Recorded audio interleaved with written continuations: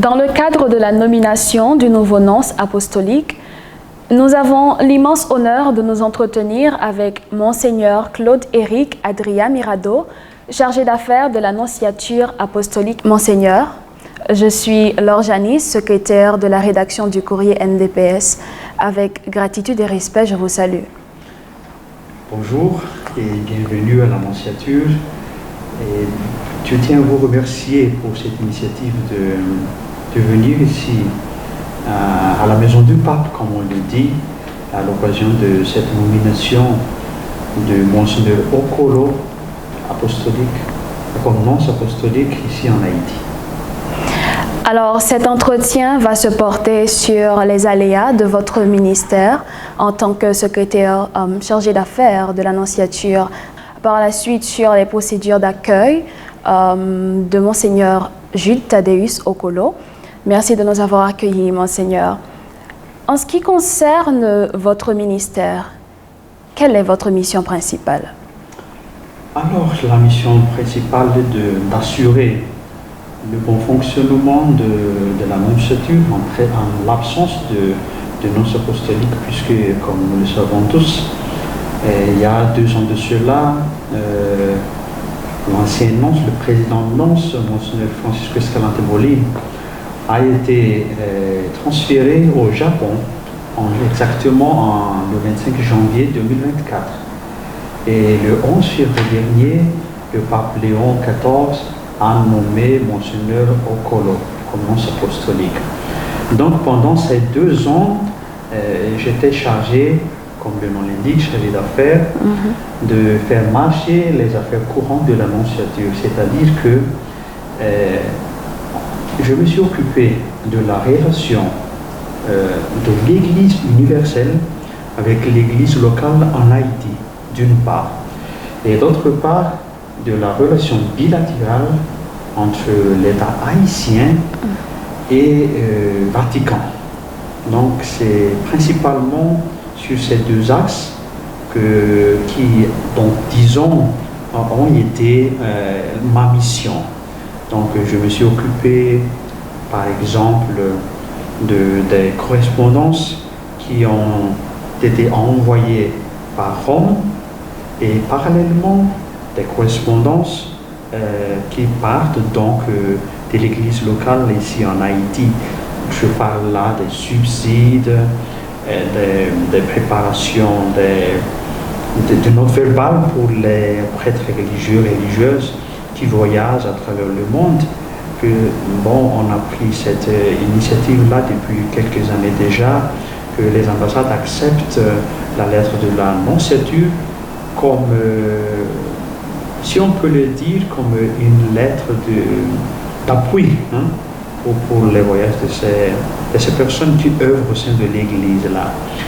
Et puis pour le fonctionnement aussi de la maison, de la nonciature, puisque comme vous le savez, comme toute maison, donc il y a des petites affaires et des grandes affaires à contrôler, à suivre de près pour le fonctionnement de la maison.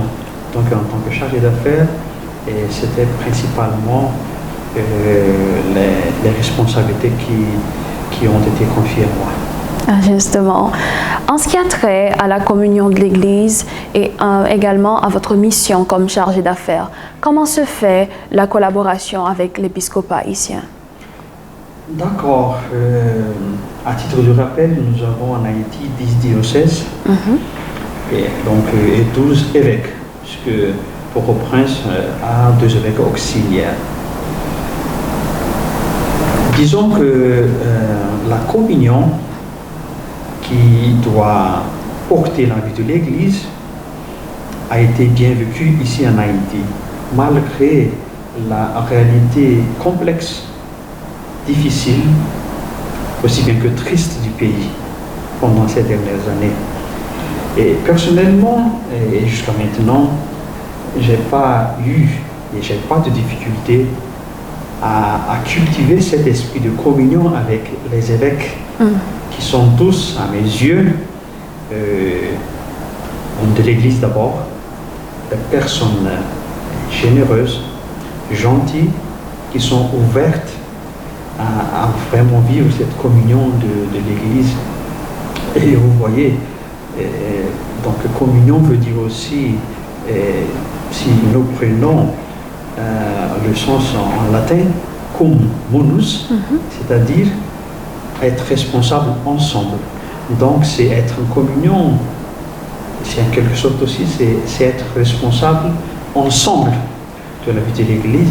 Donc je peux dire que avec les évêques haïtiens, cette culture de communion de l'Église, dans la relation, je peux dire que ça porte des fruits malgré cette situation maintenant. En ce qui a trait à la nomination du nouveau nonce apostolique, Monseigneur Jude Thaddeus Okolo, le pape Léon XIV l'a nommé nonce apostolique. Qu'est-ce que cela signifie? Alors cela signifie que désormais l'annonciature a un nonce, c'est-à-dire une personne plénipotentiaire. C'est-à-dire qu'il y a une personne qui a tout le pouvoir pour la responsabilité au niveau de l'annonciature. Puisque moi, en tant que chargé d'affaires, je ne suis pas évêque, je ne suis pas nonce, donc mes compétences sont limitées. Toujours est-il que quand nous avons un nonce, et à plus forte raison, le nonce est le doyen du corps diplomatique ici en Haïti, donc non seulement il est responsable de l'annonciature, mais en quelque sorte, il est un coordinateur aussi du corps diplomatique, un doyen. Donc, en diplomatie, je ne vais pas dire que toutes les conditions sont là pour le nonce, mais il s'occupe d'une responsabilité importante pour la diplomatie, non seulement donc, au sein de l'Église, mais aussi par rapport aux autorités civiles. Mais selon vous, y a-t-il des raisons qui ont présidé à ce choix? Alors, le choix du Vatican, c'est justement la personne de Monseigneur Okolo tourne autour de, je dirais, plusieurs raisons. Lesquelles? Là, comme vous savez, comme toute nomination d'évêque, puisqu'il y a cette similitude-là, pour nommer quelqu'un à un poste épiscopal, il faut le choix de la personne, oui, comme évêque, mais aussi il y a ce qu'on appelle idonéité. On dit qu'une personne ou un évêque est idoine pour un poste ou un diocèse, c'est que, entre guillemets, il y a ce profil de la personne qui semble vraiment aller avec la nécessité du poste à promouvoir. Donc si le pape Léon XIV a choisi la personne de Monseigneur Thaddeus Okolo comme nonce apostolique en Haïti, c'est que le pape voit en lui la personne idoine, c'est-à-dire, je ne vais pas dire la bonne personne, puisqu'il n'y a pas de mauvaise personne, il n'y a pas de mauvais nonce. Mais le pape voit en lui quelqu'un qui soit capable de porter quelque chose de positif, aussi bien pour l'Église locale en Haïti que pour le pays Haïti lui-même. Mais quels apports pourrait-il apporter à la légation pontificale en Haïti? Alors concrètement, il est une personne, à mes yeux, de grand cœur. C'est une personne qui aime Haïti. C'est une personne qui a beaucoup d'expérience, puisqu'il était déjà nonce dans plusieurs pays européens, en République dominicaine. Donc concrètement, il sera capable d'apporter une espérance pour un peuple souffrant tel qu'Haïti. Si on peut le dire aussi, donner un soutien moral, un soutien, on peut le dire financier, à un peuple qui souffre tellement actuellement. Et le peuple haïtien en a besoin. Donc, pour ne citer que ces quelques points, nous allons découvrir à travers le temps qu'il sera là et ce que la personne sera capable. Justement, le peuple haïtien en a grandement besoin, comme vous dites.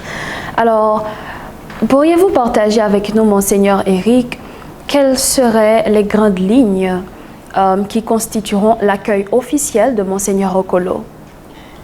C'est une bonne question, puisque vous avez maintenant la situation ici en Haïti est difficile. Et sous peu, il arrivera ici en Haïti, mais on ne sait pas encore exactement comment. Puisque vous savez maintenant, il n'y a pas encore de vols commerciaux qui portent donc à l'aéroport principal de Port-au-Prince. Il sera envisageable peut-être de l'avoir en hélicoptère en provenance on ne sait pas encore, de Santo Domingo, de la République dominicaine. On ne sait pas encore, on le verra. Mais ce qui est sûr, ce sera un accueil digne d'une personne qui va travailler pour l'Église et pour le pays. Et pour les modalités, on verra encore. Pour le moment, je ne peux rien dire, puisque avec le temps, on aura plus d'informations sur ce sujet. Bien reçu. Mais vous venez de dire que Monseigneur Okolo, après avoir été nommé nonce apostolique, il est également doyen, vous dites. Qu'est-ce que cela signifie précisément? Précisément, le doyen du corps diplomatique dans un pays, donc c'est, comme je l'ai dit et je l'ai souligné tout à l'heure, c'est quelqu'un qui coordonne on va dire le corps diplomatique d'un pays. Donc, ici en Haïti, il sera en quelque sorte une personne référence pour le corps diplomatique. Donc, par exemple, il aura responsabilité à organiser des réunions pour les diplomates, avec les ambassadeurs. Et par exemple aussi, d'habitude ici à la Nonciature, on accueille ces réunions et on accueille parfois des cocktails, de discussions, et tout ça dans ce cadre-là. Donc, ce n'est pas qu'il est supérieur par rapport aux autres ambassadeurs, ce n'est pas dans ce sens-là.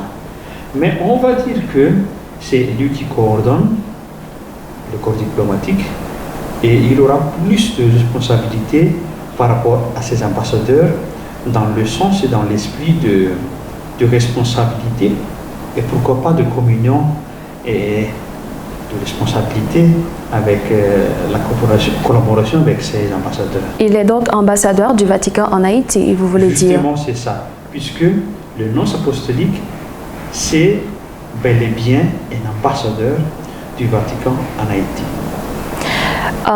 Pour faire court, en ce qui a trait à l'accueil de Monseigneur Okolo, il est vrai que vous n'ayez pas d'informations grandes, un bon nombre d'informations en ce qui a trait à cela, mais y aura-t-il une célébration eucharistique? Sûrement, il y aura une célébration eucharistique à son arrivée, peut-être après quelques jours de son arrivée.